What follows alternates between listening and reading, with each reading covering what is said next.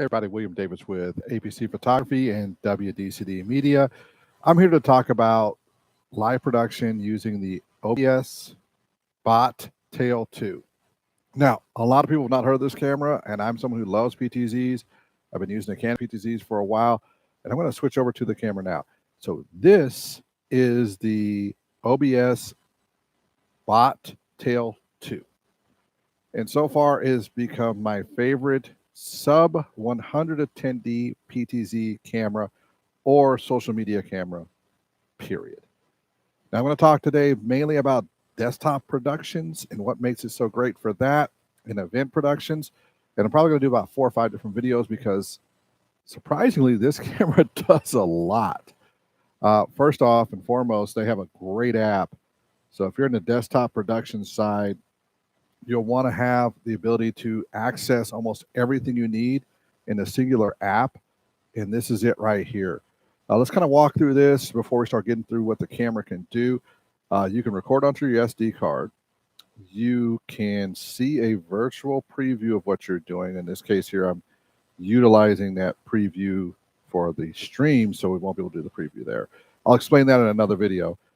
You have AI tracking, single mood and group mood. You have animal tracking, normal and close-up. And then when it gets down to the cool parts is the speed of the tracking. So it can be lazy, super lazy, slow, fast, all the rest. So it really kind of sets itself apart. In low light, well, I'm going to get to that in a little bit. In low light, it's really a good camera. Here's your gimbal angle thing. I like this a lot because you got your axis off, you have your speed, you have your zoom speed, you even have your type of zoom. So I'm at 1 now, so I can go, and that's just quick. 2 times zoom. As you can see, I can gradually control exactly how to compose the shot with this tool. And it's pretty fast and easy. Speaking of which, the audio is actually going through the OBSBOT Tail 2 into the live stream through the mixer. We'll get into that later, but essentially it covers everything I need for audio-wise. So I have line level and mic level to go into it. It does not have a microphone for scratch audio on it, so it's a disadvantage, but the rest is pretty easy. And we keep going down through here. You do have a choices here. You have single focus, you have continuous focus, and then you have manual focus. So all of those features work well. As you can see, it's focusing on me as I'm moving left, right, all the rest. So it does the job really, really well. Now let's get over to images. It has a robust set of tools here. You can use standard style images. You have options of doing streaming style too. You have HDR, night mode. Your focus, once again, is going to be here. Exposure, so you have an auto exposure, and you also have the option of doing shutter speed, ISO, which goes up to 6400 on this, and you can use almost all the ISOs without any issues. It's not like when I'm using my bigger cameras, which are over here. Hold on, let me switch these around. So that's the A7 IV, and then this is the FX30. When you're looking at these particular cameras, they're not all having a lot of fun above 6,000 ISO and 12,000 ISO unless you're looking at A7 IV.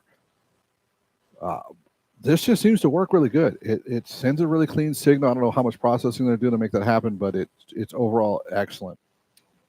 It does have anti-flickering options if you're in auto mode, which is really nice. So if you're 50 hertz or 60 hertz, so it handles both US and overseas voltage. You can do custom temperature, which I had to do here because there was a huge difference between these cameras. So let me kind of walk you through them here. So this would be the FX30, OBSBOT Tail 2, A7 IV. All work really good, but you can see that there is a distinct little bit of a difference in color when you go to the OBSBOT 2. Overall, if you had 3 of these, no one would notice. It would look great. If you had 4 of them, it would look great. Speaking of that, why I said 4, well, on this app, you can control up to 4 of them. And I'm going to continue on down through the colors. You can do standard, outdoor, pastel, or you can do custom control of brightness, contrast, saturation, sharpness, and hue. That's a lot of features similar to what you would have in like a Canon N100 or an N300, but in a simpler form to use it, which I like a lot. Now let's look at some other features. So if we look at this, we have your power options, so power on, power timer, all the rest of that. Your outputs, this is where things is really, really cool. This has the option of being a webcam. It has the option of being an RTSP mode, which is super awesome. Has SRT mode, amazing. That's all high-end production stuff, so you can send those out. Or it has NDI mode. That part's cool. So let me jump over here real quick. See if I can edit this setting here. I'm in YouTube right now, so edit. Go over here. Can I switch out cameras real quick? Will you let me customize cameras while we're in the flow? I generally use another source for this, but no, it won't. If I was in EVMux, I could do it. But you can switch over to NDI cameras, or you can do production here. One of the advantages with this camera, though, is you can use NDI while you still have an HDMI signal output or an SDI signal output. And I'll get over that and get on that in just a second, which is really nice. So having SDI working and NDI at exactly the same time is completely powerful and a new asset that you don't always get, which I really, really, really like. There's all your modes. You can also do internal recording on this. 4K up to 60, which means you can actually get some really nice footage, and then later in post, slow it down so you could have some BTS coming from these cameras. So if you had a fleet of 3 or 4 of them, you could definitely control and get it going. Now, this control that you see is nice because you don't have to have a controller unit. It's already built into the unit. So if you're over here in console, you're able to control it. And that control is also available over NDI, just directly through it. So you could have an NDI screen up and go left, right, up, down, zoom in, zoom out, and focus for any of the cameras. And then someone else could be over here precisely adjusting things who's a switcher. So that's, you have one person who's got a job of just getting all of the angles right, and the other person can really dial in exactly what you need for color and precision. And that's really, really nice. No issues, no problems whatsoever. And have a live feed for all of your operators, which is pretty dang cool. So overall, this has so far been robust. Now let's watch this thing in action. So let's go over here. So here is our camera. Now on the back of it, you will see there's some pretty cool stuff. There is a USB-C, which can be used for power. Let me plug that in real quick. Let's see. Wrong one. One below. So now I'm running off USB-C power, but before I was running off the internal battery, which can give you upwards to 3 to 5 hours.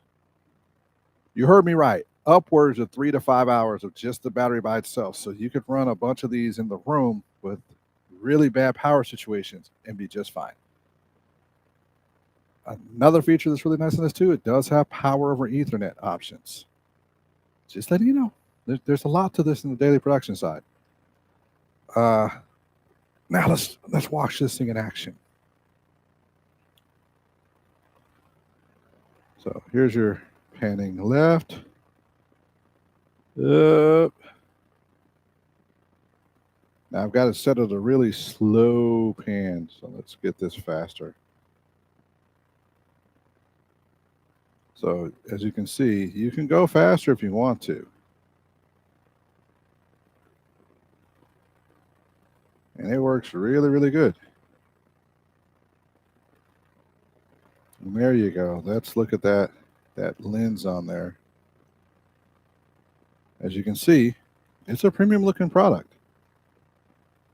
Now it's pretty small for its size, so you're not going to be looking at a gigantic footprint.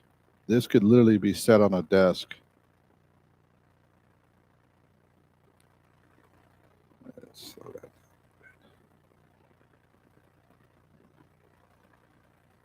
All right, let me get recomposed here.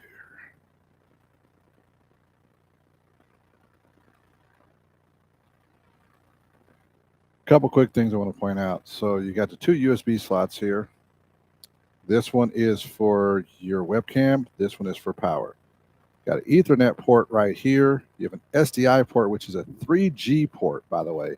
It's not a 12G. It's a 3G, so it'll do any of the HD you want to do.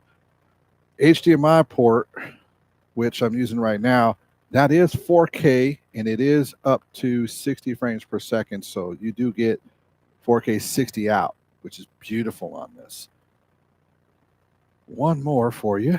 You'll see there's another cable right there. That's a line level cable that's coming from a mixer board into the unit. Now you may hear a little bit of hiss. That is one of those things I need to figure out with the preamp. Either A, I've got way too much gain on here, which could be the problem. And I'm still in experimenting phases. So you'll have to forgive me as I'm still learning where I should be level wise, how I should be level wise with everything on this unit. Let's see. I'm going to turn that down just a hair, see if that changes anything. So for me, it still looks like I got a good strong signal. So I must just be a little too high in the signal bandwidth as it is. That might be why I'm getting some of that hiss, because I'm just getting preamp gain. And so it's, once again, these are products that are awesome, that I can use in a professional setting, and they're way better than you think they are. So as you can see, this product has everything we would possibly need in a PTZ. It's got power on its own. It's got PoE, which is power over Ethernet, auxiliary in for audio. It does have NDI. I mean, if you think about it, that's a pretty good setup. Now, is there any problems? We're 12 minutes in. Is there any problems? Yes. Like with all products, there's going to be problems. Certain situations cause this to go out of focus really easy and continuous focus. And in some of the tracking, if it's not set up right properly in the app, you're going to have crap for tracking. So one of the things you have to do is do a little bit better work of setting up your tracking, especially like for sports events and things like that. The zoom. So the zoom, there are some limitations on it. It's only a 12 times maximum zoom. And this is the reason why I said this is great for small events. If you're looking at a large event that got 300, 500 people, if this is like your main cam from the back, it's not going to work. It's just not going to be able to zoom in good enough. But if you're in a room where you're only going to have 100 people, 60 people, 70 people on on tabletops, perfect. Plus, with its small footprint, you get camera angles from just about everywhere where it's not intrusive, so you can get crowd shots, you can get auctioneer shots, you can do a whole bunch of other things. But just remember, there's going to be some limitations. It's not a 1-inch sensor. If it was a 1-inch sensor, I would be like, this is the world's opened up and everything's happened perfect, but it's not. But still, it's about the same size sensor that's sitting in the Canon N100, so it's going to be good. It's going to give you great visuals. Overall, as you can see, this looks good. I can't complain about the image here. I can't complain that I can get the audio to go through this really well from a professional mixer board, a 32-channel mixer board using XLR outputs into a line in. That's awesome. At the same time, if I had to use like a little microphone, like a shotgun that's got like a little plug-in thing, or if I'm using Rode Wireless Pros and just plug them into the back of this, it's ready to go. So overall, I got to say, if you are a small production team for your company, or you're doing it for a company, and you need a camera setup, and let's just say you've budgeted about $6,000 for like a whole package to put together, including a switcher for cameras, a laptop to do the all the work, an extra monitor. So like I've got a little panel monitor right here, 3 cameras, and you just need like a set of microphones that can just plug in and go, like any 1 or 2, and you're just going to be talking head and stuff. This is perfect. Or do you want to connect it to, say, like a mixer board, the audio to go through here? And this is a really cool advantage. So say, for example, you can a POV shot from the mixer table. Well, now all of a sudden, if front of house is up front or front of house is in the back, you connect one of these cameras, and then it just sends a signal to your switcher. I mean, you don't have to worry about where your switcher is. And you just make this the audio you're following. And since they're all the same cameras, your delay is going to be exactly the same. So you're going to be perfect. So no matter where you're at in the room and who's talking, it's going to look great. So overall, I mean, like, this is a great solution. Now, what will we do in a situation where you are in a low light situation? Well, it works good. I would not hesitate to put this at highest ISO it has and use it. And I have. I just did a city council meeting in Bellevue, and I was at 3200 ISO, and it was just fine. It looked great, which I have to say, it's awesome that they did not try to push the ISO of the game well above what it should do. Even in here right now, if you're looking at this, what am I at? Let me jump in here real quick.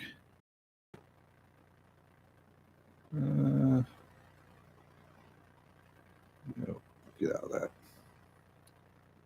Sorry.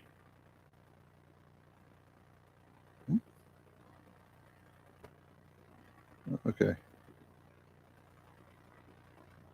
Console. Image. 1800 ISO right now. So I'm at 1800 ISO with this camera. Now, for all y'all want to know the settings for the pros out there, I'm 1/60 to stay at 180 degrees, and I'm at 1800 ISO. I have no lights in here at all. It's just natural light coming through this. That's it.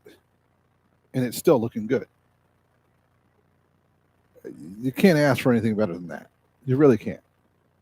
So if I was looking at a product that I'm going to have in my arsenal of cameras to use for live streaming, this is it.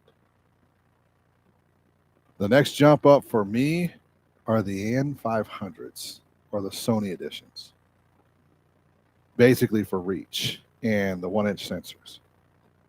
But anything under the 1-inch sensor that's a small event, these are it. Or if I'm doing like a quick live stream for social media, this is it. Now, I got some more to go into this in the next one, but I want you to imagine this. I want you to think about this for a moment. 3 of these cameras. Your smartphone right here with a Rode Wireless Pro connected to it, or audio connected to the camera itself as a Rode Wireless Pro. Digital mixer board. What would you be able to do with that if you were mobily anywhere, like at a news gathering event or something like that? So there is more to this camera than you possibly believe. So that's next on my list to show you. Thanks for watching. We're hitting about 20 minutes now, so I'm going to call it good. And this will be posted on both the YouTube page and then also be shared on LinkedIn. Subscribe, follow, do all the things, comment. I really want to hear your thoughts on this camera and what you see and how it looked to you. Normally I wouldn't be doing this at home, but yeah, I'm at home. I'm not holding it to the office today, so I figured just pull out the whole kit, show it off. And this is actually with the switcher.